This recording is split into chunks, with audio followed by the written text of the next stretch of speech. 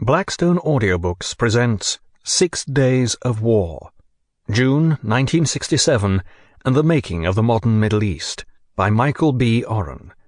Copyright 2002 by Michael B. Oren. Forward.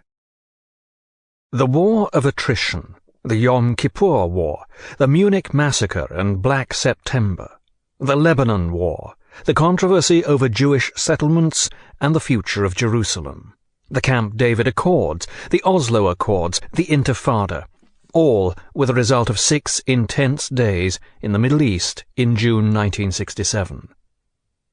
Rarely in modern times has so short and localized a conflict had such prolonged global consequences. Seldom has the world's attention been gripped and remained seized by a single event and its ramifications. In a very real sense, for statesmen and diplomats and soldiers, the war has never ended. For historians, it has only just begun.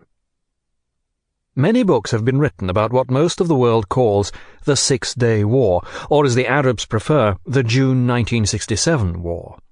The literature is broad because the subject was thrilling.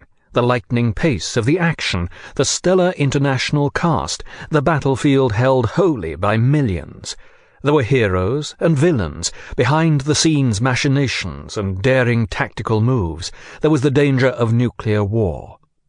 No sooner had the shooting stopped than the first accounts, eyewitness mostly, began appearing.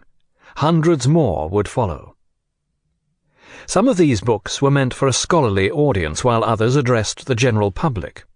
All, however, were based on similar sources, previously issued books, articles, and newspapers, together with a spattering of interviews, largely in English.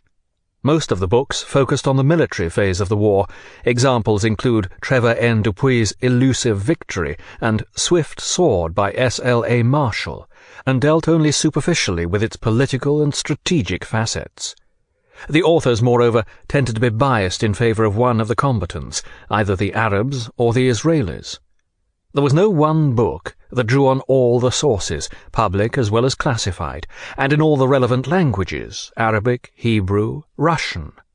No single study of the war examined both its political and military aspects in a manner that strove for balance.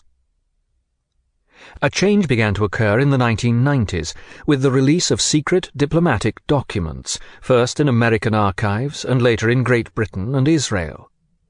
The fall of the Soviet Union and the easing of press restrictions in Egypt and Jordan also yielded some important texts that could... Sample complete. Ready to continue?